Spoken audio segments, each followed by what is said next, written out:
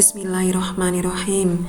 Hari ini kita akan belajar sel volta. Disebut sebagai sel volta karena yang menemukan adalah Pak Volta. Disebut sebagai sel spontan karena spontan reaksi kimia akan menghasilkan energi listrik.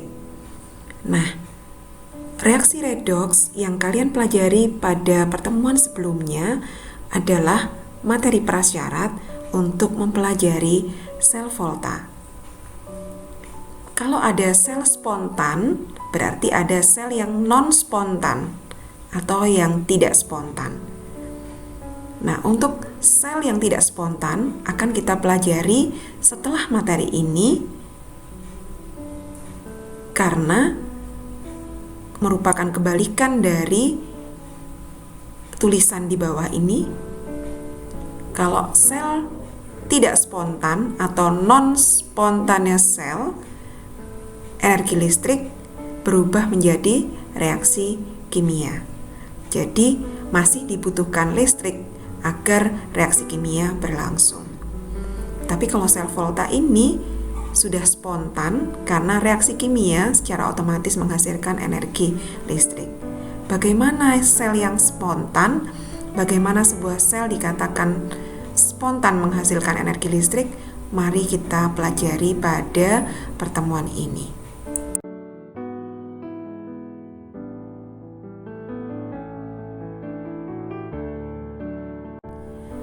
Setelah kalian membaca tujuan pembelajaran hari ini, maka berikutnya amati gambar 2.2. Ada pada buku paket kalian.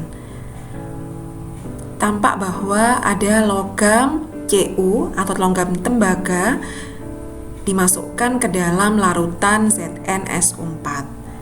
Logam Cu disebut sebagai elektroda. Nah, ternyata ketika batang Cu dimasukkan ke dalam larutan ZnSO4 tidak terjadi perubahan, sehingga reaksinya dituliskan menjadi Cu ditambah ZnSO4, anak panah, dan tanda setengah silang. Ya, seperti yang tertera pada reaksi ujung paling bawah. Selanjutnya diperhatikan gambar 2.3. Ketika batang Zn dimasukkan ke dalam larutan CuSO4, terjadi reaksi redoks. Elektron dari Zn ditransfer ke ion Cu2+. Nah, tampak bahwa apabila dibalik sekarang, elektrodanya Zn, larutannya CuSO4. Kalau yang tadi logamnya atau elektrodanya Cu, larutannya ZnSO4, tidak terjadi apapun, perubahan apapun, maka yang ini dibalik. Sekarang logamnya Zn, larutannya adalah CuSO4. Oh, ternyata terjadi reaksi. Maka tertulis reaksi pada pojok kiri, pojok kanan bawah, Zn ditambah CuSO4 menghasilkan Cu ditambah ZnSO4.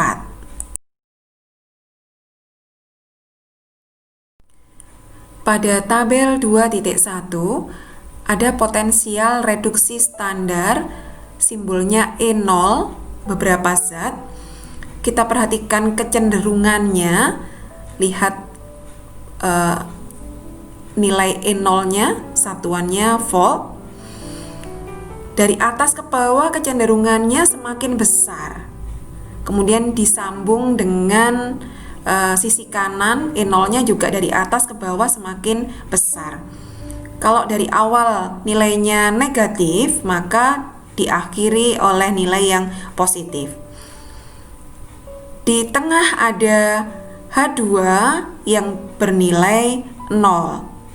Sehingga potensial reduksi standar dalam satuan volt, Bu Eva urutkan mulai dari Li, K, Ba, Ca, Na, Mg, Al, Zn, Cr, Fe, Ni, Sn, Pb, Fe bernilai negatif potensial reduksi standarnya.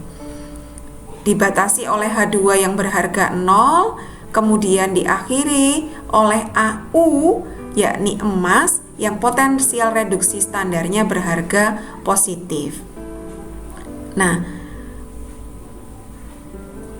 kita perhatikan makin ke arah elektroda kiri makin negatif, makin ke arah Li makin ke kiri makin negatif, makin ke kanan makin besar plusnya, positif makin positif. Nah, untuk sisi kiri karena dia bernilai negatif, kalau negatif kan kecenderungannya biloxnya akan naik, maka kecenderungannya mengalami oksidasi. Karena sisi yang sebelah kiri yang bernilai negatif ini kecenderungannya mengalami oksidasi, maka mereka disebut sebagai elektroda yang bersifat reduktor alias mereduksi, mudah mereduksi. Sedangkan karena makin ke kanan semakin besar plusnya, kalau plus kan bilangan oksidasinya kemungkinan turun, mengalami reduksi. Karena itu semakin ke kanan sifat oksidatornya semakin kuat. Bagaimana? Coba diperhatikan ya. Jadi diulang-ulang pemahaman ini. Sedangkan cara menerjemahkan tabel ke dalam data potensial reduksi dicontohkan pada warna kuning. Kita lihat, kalau di tabel 2.1 tertulis Zn 2 plus garis miring Zn, kemudian setengah reaksinya tertulis Zn 2 plus 2 elektron menghasilkan Zn, maka potensial reduksi standarnya atau E0-nya min 0,76 volt. Maka begitu cara menulisnya ya. Kemudian Cu2 plus 2 elektron min menghasilkan Cu, potensial reduksinya sama dengan plus 0,34 volt. Gambar 2.4 adalah cikal bakal baterai ditemukan oleh Pak Volta, Alessandro Volta, disebut sebagai sel Volta. Nah, sel Volta ini tersusun atas elektroda Zn dimasukkan ke dalam larutan ZnSO4 di sebelah kiri, dan di sebelah kanan, bejana kanan adalah elektroda Cu yang dimasukkan ke dalam larutan CuSO4. Di antara keduanya diberi jembatan garam. Jembatan garam ini fungsinya hanya untuk menetralkan ion-ion di sekitarnya. Beda potensial kedua elektroda tersebut ternyata 1,1 volt. Nah, ini yang mengakibatkan gambar tersebut ditunjukkan oleh lampu yang menyala. Artinya, elektron mengalir dari elektroda kiri disebut sebagai anoda yang bermuatan negatif ke arah katoda di sebelah kanan yang bermuatan positif. Nah, setengah reaksi sel berlangsung sampai beberapa jam. Akhirnya massa anoda Zn berkurang, sedangkan massa katoda Cu bertambah. Ketika massa anoda Zn berkurang, maka terjadilah reaksi oksidasi. Zn berubah menjadi Zn2+.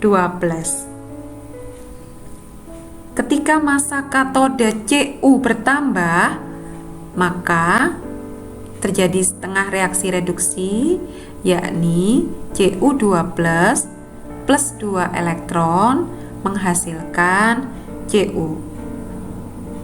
Bagaimana reaksinya? Kita lihat di sebelah kiri, paparan sebelah kiri. Di sebelah kiri tertulis reaksinya. Zn ditambah CuSO4 menghasilkan Cu ditambah ZnSO4. Kita breakdown lagi reaksi itu menjadi ion-ionnya. Zn ditambah Cu2 menghasilkan Cu ditambah Zn2 plus. Dalam hal ini abaikan SO4 2 main. Jadi yang digunakan adalah kationnya. Diketahui dari tabel bahwa potensial reduksi Zn adalah min 0,76, sedangkan potensial reduksi Cu adalah plus 0,34. Artinya pasti mengalir dari negatif, dari E0 yang lebih kecil ke E0 yang lebih besar. Dari elektroda yang mengalami oksidasi ke elektroda yang mengalami reduksi.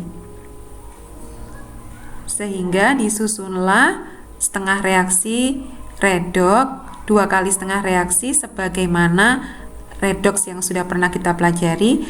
Cuman di sebelah kanannya ditambahi keterangan nilai atau harga E0-nya. Untuk Zn, ketika dia mengalami setengah reaksi oksidasi, maka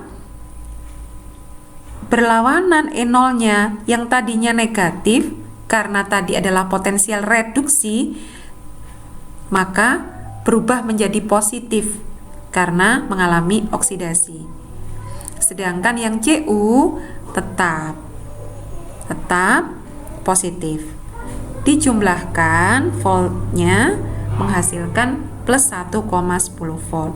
Jadi intinya kalau baterai ini digunakan terus-menerus, maka bisa menghasilkan energi listrik sebesar 1,1 volt. Penghitungan volt bisa dengan cara E0 sama dengan E0 reduksi min E0 oksidasi, seperti yang Bu Eva tuliskan di sebelah kiri. E0 bernilai positif, Zn berada di sebelah kiri Cu dalam deret volta, maka reaksi betul bersifat spontan. Jadi ciri reaksi spontan atau self volta di situ betul, E0-nya bernilai positif. Nah, notasinya dapat ditulis sebagai berikut. Zn menghasilkan, diberi tanda lurus, boleh miring juga boleh, slash atau garis miring, Zn2+, kemudian garis 2 sebagai jembatan garam, tanda bahwa itu dipisahkan oleh jembatan garam, kemudian Cu2+, slash lagi Cu. Bagaimana? Nah, anak-anakku, sebagaimana contoh pada slide sebelumnya, kita coba ya uji pemahaman 2.3. Nah, reaksi spontannya sudah disebutkan bahwa dia spontan, pasti nanti E0 selnya bernilai positif. Tapi logamnya diganti menjadi Cu.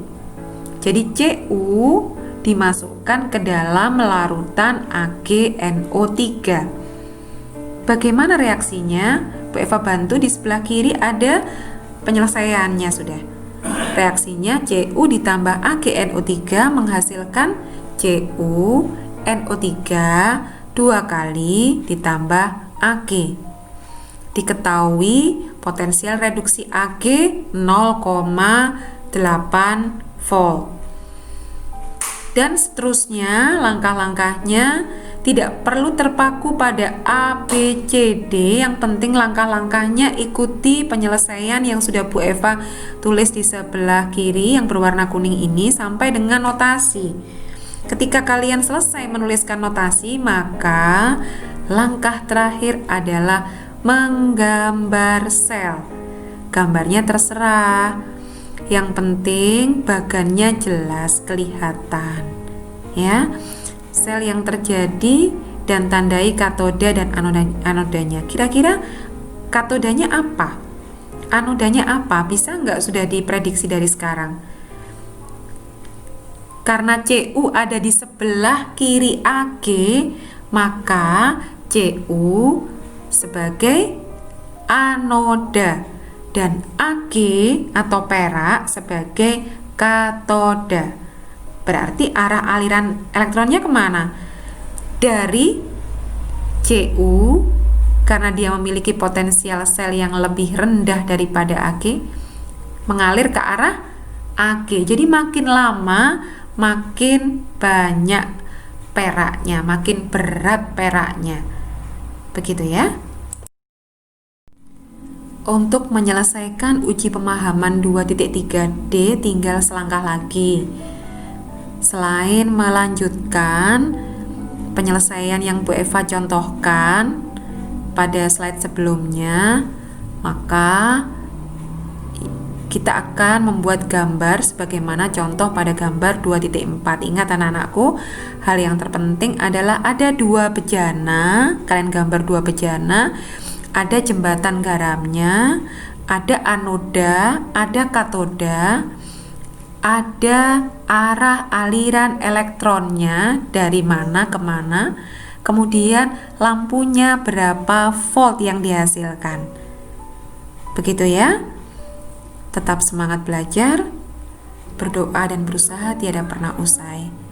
Terima kasih. Sampai berjumpa pada sel elektrokimia berikutnya.